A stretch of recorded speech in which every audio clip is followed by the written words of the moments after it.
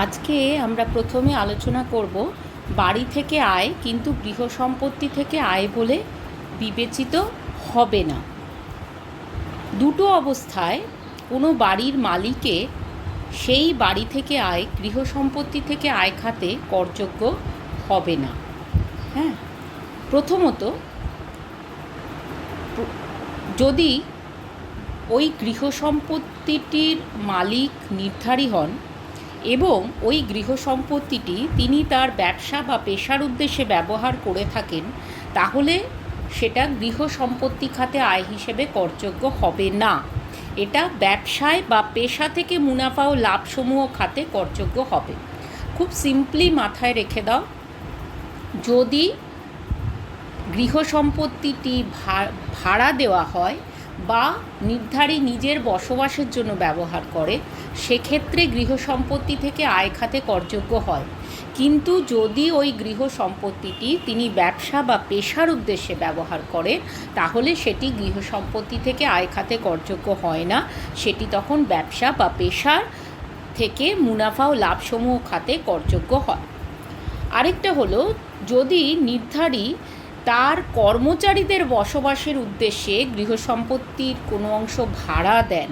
এখানে দেখো, ভাড়া দেওয়া হচ্ছে, কিন্তু আমি আগেই পয়েন্টে কি বললাম, যে যদি ভাড়া দেওয়া হয় বা নিজের বসবাসের জন্য ব্যবহার করে, তাহলে সেক্ষেত্রে গৃহ সম্পত্তি থেকে আয় হিসেবে করযোগ্য হবে।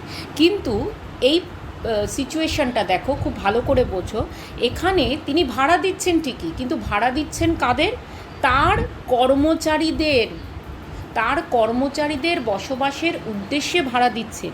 অর্থাৎ এই যে কর্মচারীরা তার গৃহে বসবাস করছেন, সেটি কারবারের সুষ্ঠু পরিচালনার জন্য প্রয়োজন।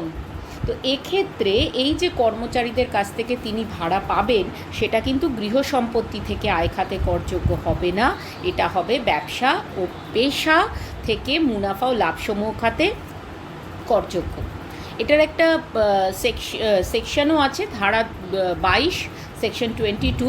আর একটা কেস হয়েছিল, Jamshedpur engineering and machine manufacturing company limited versus CIT. এর একটা কেসও হয়েছিল, যে কেসে এই রায়টা দেওয়া হয়েছিল যে যদি গৃহ সম্পত্তির মালিক কর্মচারীদের বসবাসের উদ্দেশ্যে ভাড়া দিয়ে থাকেন এবং এই কর্মচারীদের ওই গৃহে বসবাস করা তারই কারবার পরিচালনার জন্য অত্যন্ত প্রয়োজন, সেক্ষেত্রে কিন্তু এটা আর গৃহ সম্পত্তি থেকে আয় খাতে করযোগ্য হবে না। সেটা তিনি তখন profits and gains from business and profession খাতে করযোগ্য করতে পারবেন। আরেকটা দেখো, গৃহ সম্পত্তি থেকে যে আয় করযোগ্য নয়, এটা বোঝানোর কিছু নেই, এটা একদম মুখস্থ করে ফেলবে। এটা 4 নম্বরের প্রশ্ন আসে, তোমাদের লিখতে হয় যে কোনো 4টি আয়ের লেখো যেটি গৃহ সম্পত্তি থেকে আয় খাতে করযোগ্য নয়। একদম ধরে মুখস্থ করবে। যদি সেকশন মনে রাখতে পারো ভালো, লিখে পড়লে সে সেকশন মনে থাকবে। আর যদি একান্ত সেকশন মনে না থাকে, লিখো না, ঠিক আছে? সেকশন ভুল লিখবে না, ভুল লিখলে কিন্তু নাম্বার মাইনাস। কেমন? আচ্ছা, এর মধ্যে 10টা দেওয়া রয়েছে। এই 10টা তোমরা নিজেরা একদম মুখস্থ করে দেখে নেবে। প্রথমত, যদি কৃষি জমির নিকটবর্তী কৃষকের বাসগৃহ থাকে বা খামার বাড়ি থাকে, তার থেকে যদি আয় হয়, তাহলে সেটি গৃহ সম্পত্তি থেকে আয় খাতে করযোগ্য হবে না। সেকশন 2(1)(a) সি আর এবং সেকশন 10 সাবসেকশন 1। আরেকটা হচ্ছে, সম্পূর্ণভাবে যদি দাতব্য বা ধর্মীয় উদ্দেশ্যে ট্রাস্টির কাছে গৃহ সম্পত্তি রক্ষিত থাকে, তাহলে সেই গৃহ সম্পত্তি থেকে আয় সেকশন 11 সাবসেকশন 1 ক্লজ এ। আঞ্চলিক কর্তৃপক্ষের গৃহ সম্পত্তি থেকে আয়, অর্থাৎ ধরো আঞ্চলিক কর্তৃপক্ষ বলতে আমরা কি বুঝি, যেমন ধরো মিউনিসিপ্যাল কর্পোরেশন বা মিউনিসিপ্যাল অথরিটি। তো এই ধরনের আঞ্চলিক কর্তৃপক্ষের যদি গৃহ সম্পত্তি থেকে আয় হয়, তাহলে সেটাও করযোগ্য হবে না, সেকশন 10 সাবসেকশন 20। এরপর হলো, কোনো অনুমোদিত বৈজ্ঞানিক গবেষণা সংস্থার গৃহ সম্পত্তি খাতে আয়। যদি কোনো বৈজ্ঞানিক গবেষণা সংস্থা থাকে যেটি সরকার দ্বারা অনুমোদিত, সেই গৃহ সম্পত্তি থেকে আয় হলেও করযোগ্য হবে না, গৃহ সম্পত্তি থেকে আয় খাতে করযোগ্য হবে না, সেকশন 10 সাবসেকশন 21। কোনো বিশ্ববিদ্যালয় অর্থাৎ ইউনিভার্সিটি বা ধরো শিক্ষা প্রতিষ্ঠান যেমন স্কুল বা কলেজ বা হাসপাতাল, তার গৃহ সম্পত্তি থেকে যদি আয় হয় তাহলে সেটাও কিন্তু গৃহ সম্পত্তি থেকে আয় খাতে করযোগ্য নয়, সেকশন 10 সাবসেকশন 23C। এরপর নিবন্ধিত অর্থাৎ রেজিস্টার্ড ট্রেড ইউনিয়ন, নিবন্ধিত শ্রমিক সংঘের যদি কোনো গৃহ সম্পত্তি থাকে তার থেকে যদি আয় হয় তাহলে সেটাও গৃহ সম্পত্তি থেকে আয় খাতে করযোগ্য হবে না, সেকশন 10 সাবসেকশন 24। খাদি এবং গ্রামীণ শিল্প পর্ষদের গৃহ সম্পত্তি খাতে যদি আয় হয়, সেকশন 10 সাবসেকশন 23BB। কোনো রাজনৈতিক দলের গৃহ সম্পত্তি থাকতেই পারে, এখন তোমরা দেখেছো রাজনৈতিক দলের বিভিন্ন গৃহ সম্পত্তি থাকে, যেমন ক্লাব থাকে, তো সেই ক্লাব হয়তো ভাড়া দেওয়া হলো, তো সেই ভাড়া দিয়ে যদি আয় করে তাহলে সেটাও কিন্তু গৃহ সম্পত্তি খাতে আয় হিসেবে করযোগ্য হবে না, সেকশন 13A। এরপর এখনই যেটা বললাম যে যদি নিজস্ব কারবার বা পেশার জন্য গৃহ সম্পত্তি ব্যবহার করেন তার থেকে যদি আয় হয় তাহলে করযোগ্য হবে না, সেকশন 22। এক্ষুনি তোমাদের উদাহরণে বললাম যে কর্মচারীদের থাকতে দিয়েছেন, তাদের থেকে ভাড়া পাচ্ছেন, তাহলে আয় হচ্ছে, কিন্তু সেটা গৃহ সম্পত্তি খাতে আয় হিসেবে করযোগ্য হবে না, সেটা profits and gains from business and profession হবে।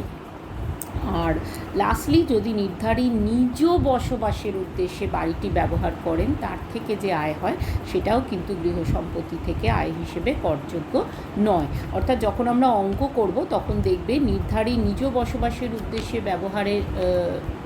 যে ব্যবহৃত যে বাড়ি থাকে তার ইনকাম কিন্তু নীল হিসেবে ধরা হয়। ঠিক আছে, আমরা পরে যখন অঙ্ক করব তখন এটা আরও ডিটেলসে আমরা আলোচনা করব, সেকশন 23 সাবসেকশন 2। আর গৃহ সম্পত্তি থেকে আয় সমগ্র মোট আয়ের মধ্যে অন্তর্ভুক্ত করা হয়, কিন্তু পরে আবার ছাড় পাওয়া যায়, সেরকম কিছু ক্ষেত্র আছে, সেগুলো আমরা একটু দেখে নিই।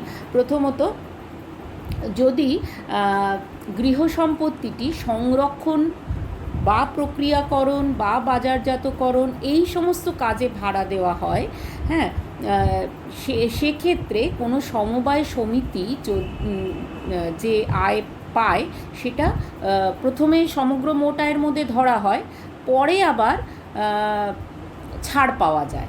হ্যাঁ, মানে ধরো একটা গুদাম রয়েছে, সেই গুদামটা সংরক্ষণের জন্য বা প্রক্রিয়াকরণের জন্য বা বাজারজাতকরণ প্রভৃতি কাজে ভাড়া দেওয়া হলো, তাহলে এই যে এই গুদামটা মালিক হচ্ছে কোনো সমবায় সমিতি। এবার সেই সমবায় সমিতি ওই গুদামটা এই কাজগুলোতে ভাড়া দিয়ে আয় করলো, কেমন?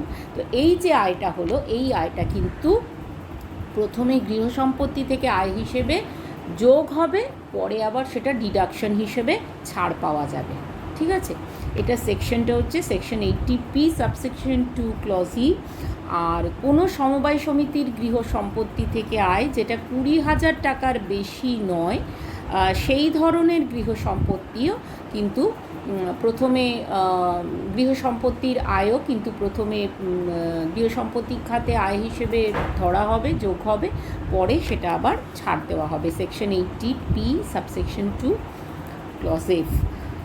এবারে এই যে যেটা বললাম যে সমবায় সমিতি গৃহ সম্পত্তি থেকে আয় যেটা 20,000 টাকার বেশি নয়, সেটা কিন্তু সমস্ত ধরনের সমবায় সমিতি এই ছাড়টা পায় না। হ্যাঁ, যেমন ধরো আবাসন সমিতি, পৌর ক্রেতা সমবায় সমিতি, পরিবহন ব্যবসায় নিযুক্ত কোনো সমবায় সমিতি বা কোনো শক্তির সাহায্যে উৎপাদন প্রক্রিয়ায় নিযুক্ত সমবায় সমিতি, এরা কিন্তু এই ছাড়টা পায় না।